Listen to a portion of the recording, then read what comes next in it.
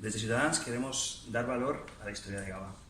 Para ello, en este pleno presentaremos un ruego en el cual queremos dar reconocimiento a una página de Facebook y de Instagram que se llama Fotos Antiguas de Gavà, la cual la componen más de 8.000 miembros y tiene 2.500 fotos.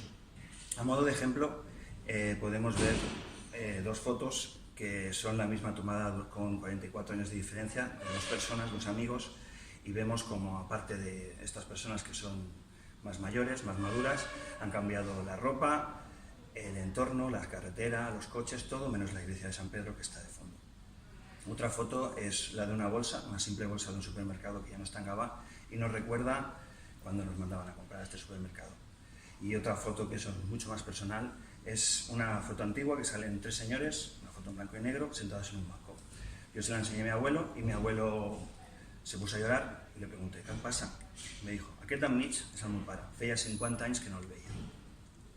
Esto nos recuerda que Gavà se compone de muchas historias, de mucha gente que han hecho crecer esta ciudad.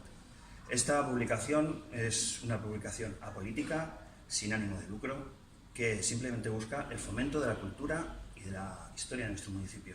Desde Ciudadanos creemos que la cultura es importante, la historia, no solamente de Gavà, de Cataluña, de España y de Europa, que es lo que la compone.